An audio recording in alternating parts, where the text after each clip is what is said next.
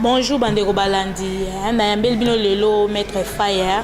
Maître Fire azawa tokotune ba question po bino mo bo comprendre aza maître ya nini, aza maître ya nini, aza maître avocat, aza maître nini. Il faut totuna yemo ko ba question po yemo ko nde ya ko comprendre. Bonjour Maître Fire. Bonjour maman Kapinga. Ça va? Ah, ça va bien par la grâce de Dieu maman.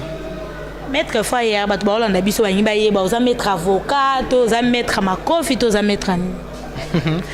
Maître Fire, guide spirituel. Voilà.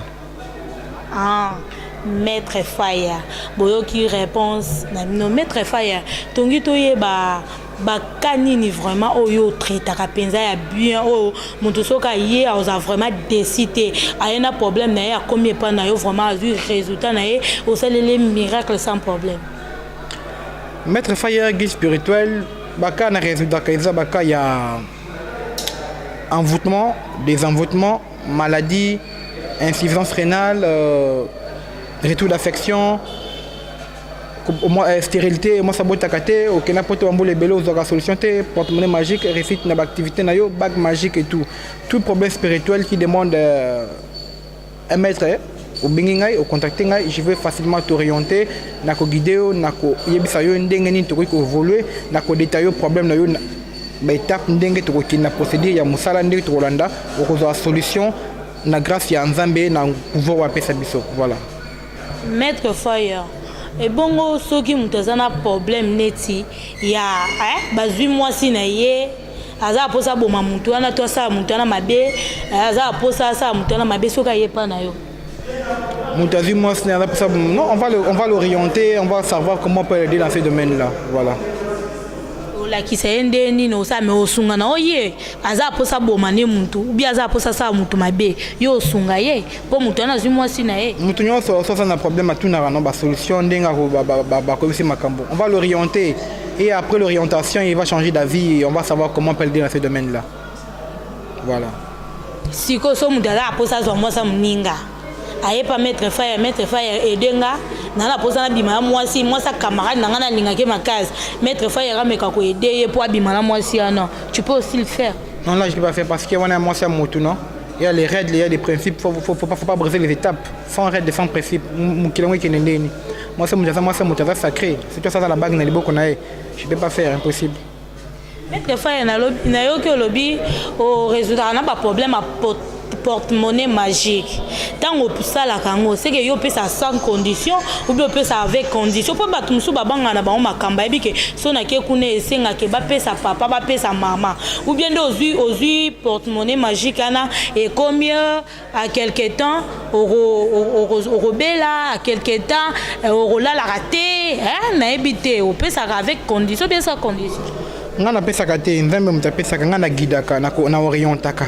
Pour na guider ba condition nyonso yo tala pa nzambe nga na pesa kate mais ce que je peux te garantir et pas nanga oye pour mamutute pour muta kufate pour makile tangate on est ko solution ya vino makambo que de bosso nyonso si nyonso c'est là OK donc makambo bo mamutu pas non quand vous m'appelez vous me contactez évitez cela na de quitter na ngangate na guide spirituel ba puissance nanga ba connaissance nanga divine c'est biblique vous voyez Emmanuel lui-même a dit que mon peuple périt faute de connaissance c'est la connaissance là qu'Emmanuel nous a laissé et je suis là pour aider chacun de nous à comment bien la vie à la kimia sans problème sans ala voilà c'est juste une façon de changer le monde en fait il y a que rêver ma puissance à 4 nabi pour moutenir ça la bien pas sans bâtiment mon kilo à souffrir non nous sommes là pour être bien il faut quoi il faut avoir l'aide de qui l'aide des maîtres d'un guide spirituel de celui qui peut t'orienter qui peut révéler ce qui est cachant toi pour impacter dans ça là c'est ça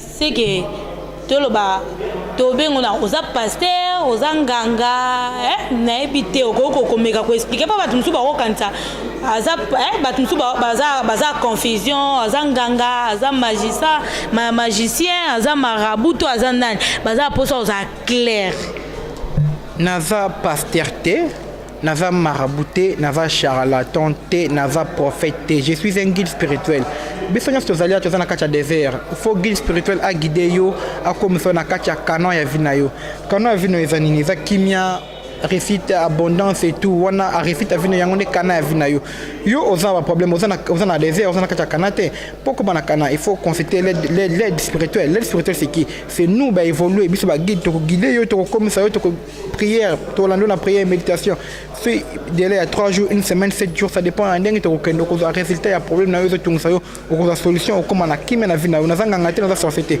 ko banga te pour le benga o wana ndo kino na zando kitina leka muté ngamo tatala mamba za vivant mande ko na liaka te boya yo na liandeni on va juste orienter on va révéler ce qui est caché en toi et cause impact ma kamne qui ne bosso voilà Maître Fire on a aussi ça peut kindoki liboma aussi ça en fait je crois kindoki c'est maladie auto-soignaka je répète toujours la sorcellerie c'est une maladie qu'on soigne rapidement liboma ça dépend des cas liboma ceux qui baba qui on va aider mais ceux qui ça conséquences qui a aucun ko lukala je pas t'aider voilà Maître Fire bon so moi ça mutu asaki kobo ayepa na wa bina za posa ocha mobali nanga quelque part po mobali nanga mona kanga po biloko wana batu omani batu nyonso ba olanda biso ba baza ba poto baza posa ba biloko wana na za posa na za kanga ou bien za posa mobali na za yaye ya trishakate azara yaye mobali za yayoka yo moko c'est possible c'est ton mari non bon chaye mutema bien ayoka kayo amona kayo musite kayo oyo bayango sala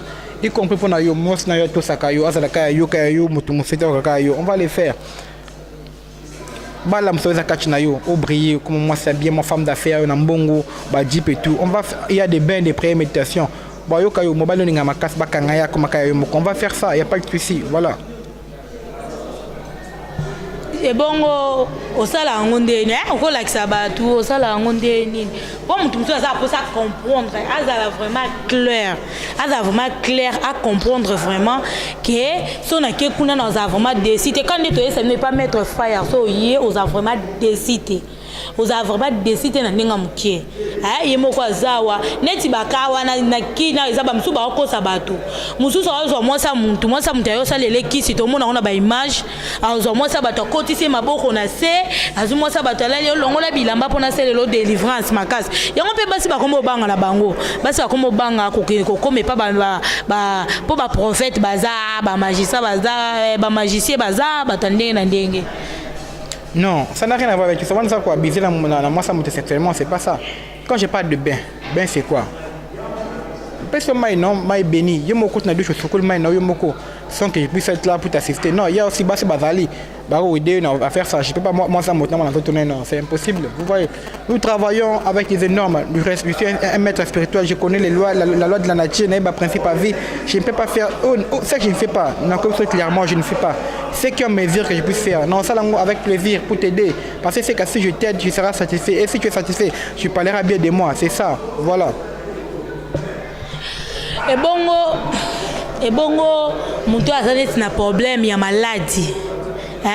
Muntu babwaki liembazu bien mutu akende ne ko yiba biloko abato ayebi ke pas mettre fire ezoka ke ya obomba okoko aider pe po uto yiba o aider pe kaka ce qui mbaso babaki lo ebili kamboto on va t'aider mais si babaki lo mbaso ebili kamboto ne m'appelle même pas parce que je serai pas t'aider voilà c'est que eto ko yiba no biloko na yo kuna bakangi ba beto to babwaki lo mbaso ko ya ne pas mettre fire te pour mettre fire aida bakara na te mettre fire batunsu bazomi tuna po nyonso eza na cadre yake mettre fire muntu ayelo mbongo ebele ayelo mbongo ebele a proposer o ka ke ngani na zaboye fona bimaka na mobile muninga na nga wana.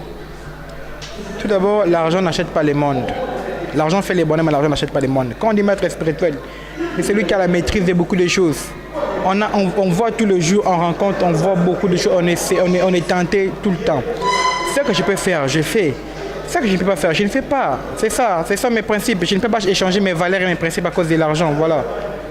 Maître Fire, c'est général, c'est les laka biloko wana baningema ezaka temple moko ya mystique ou bien église ou église ezofunga makala te wana temple na illustration ozomona omona temple wana za place na sala wana cabinet place na sala mosala place makambo evandi wana église eza na temps ezoya voilà.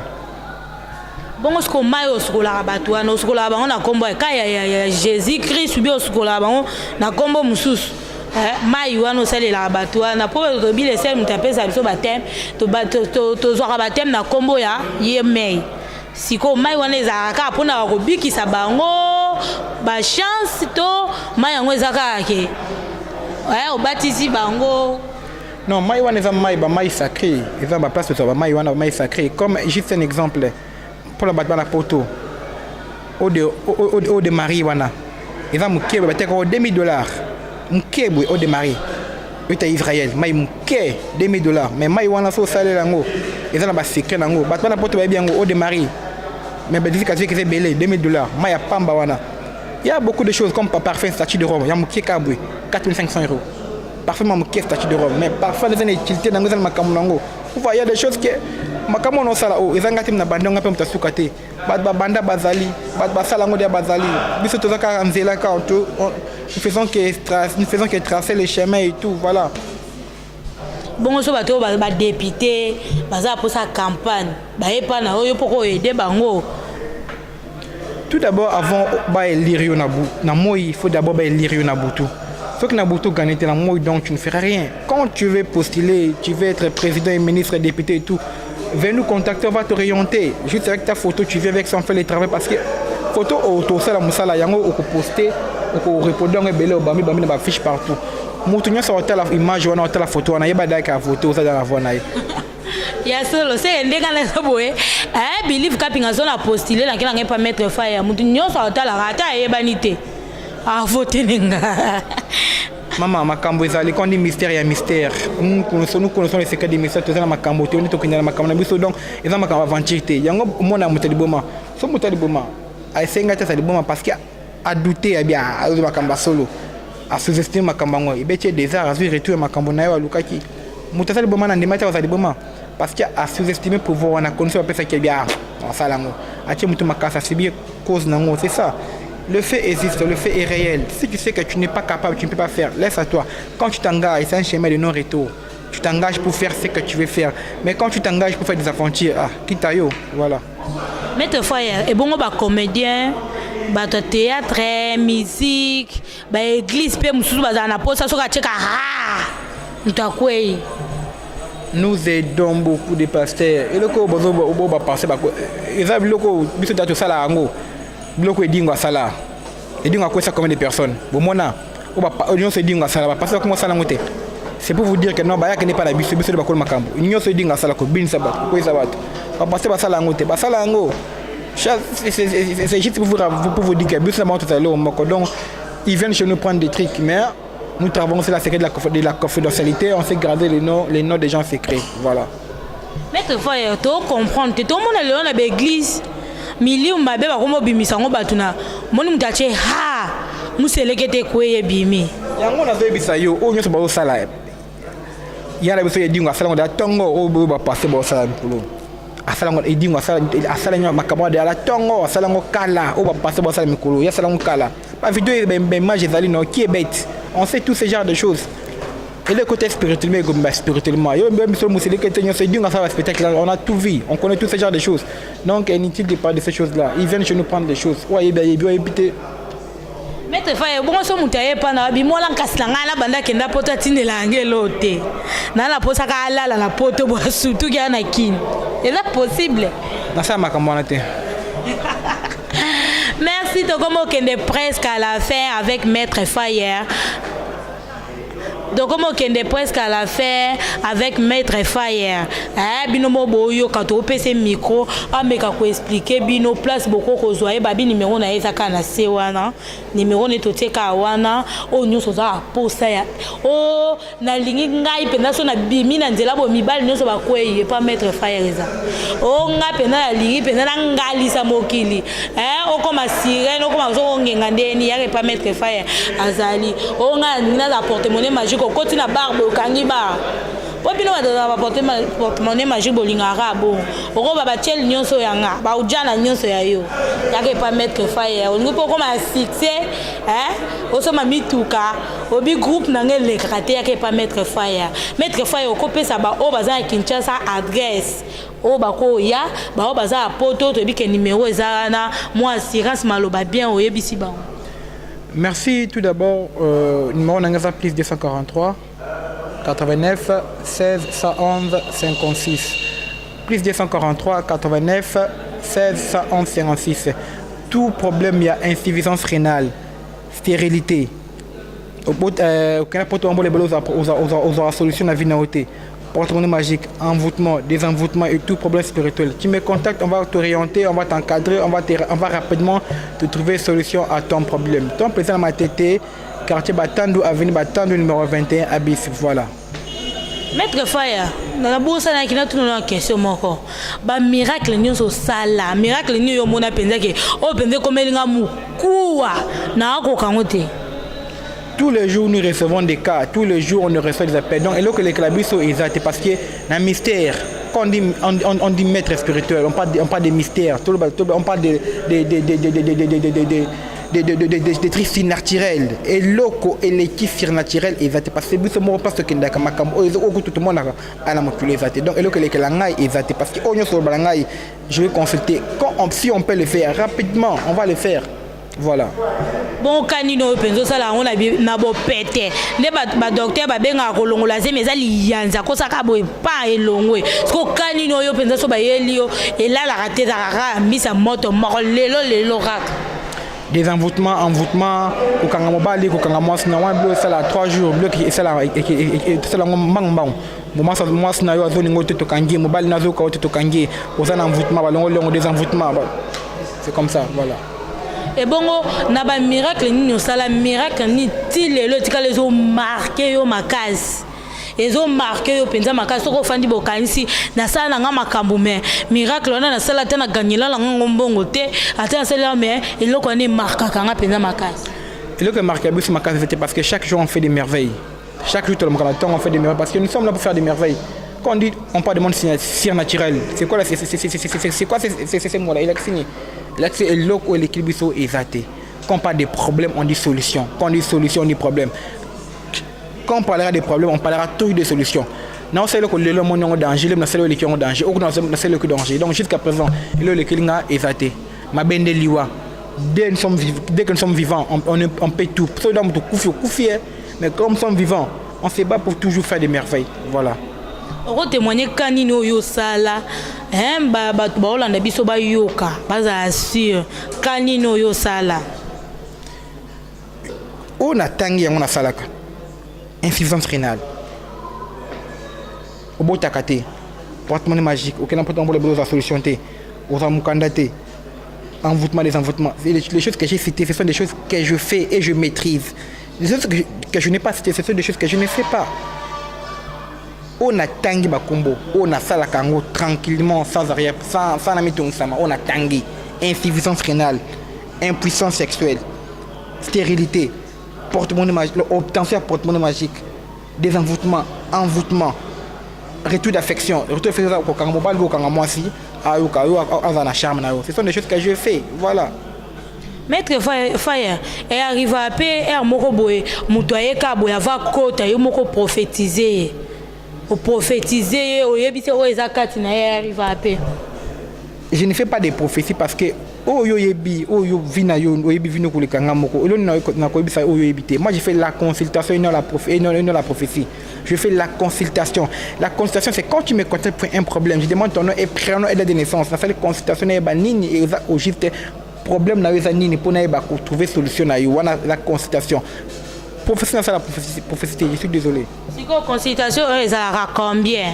Pas nous souba, il montate. Consultation, ça a combien? C'est que quand on a campé, ça a montant, non?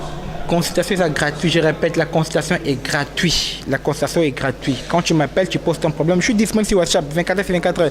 Quand tu m'écris, je te réponds rapidement. Tu m'appelles, je te décroche. Moi-même, personne ne décroche mon téléphone. Si il s'agit d'aider, on va t'aider. Selon ta consultation, c'est avec ça que nous allons évoluer. Voilà. Ok, tu as commis presque à la fin, boyo qui démarre Maître Faya à lobby. Maître Faya juste un mot de la fin. Na j'ai béni mutumyo sur l'émission oyo azu courage à hôtel ngati na suka nzamba kota banda kuna bino asonga bino a orienter bino voilà. to komi presque na suka. Je salue Betty Massengo babi fondation Betty Massengo babi to mesana ming na fondation Betty Massengo. Joyeux anniversaire à toi ma fille chérie que j'aime beaucoup Lorita Pemba Mwambouya. Toi tu es aussi mon bébé 5 ans. Ali panangu bate ali panangu bate. Je salue Padov, je salue Mike, Jean Bilombo, je salue ma petite sœur chérie, ma petite chérie babi yo zalaka. Yo foka ya boire yo babi maman le kabala nga.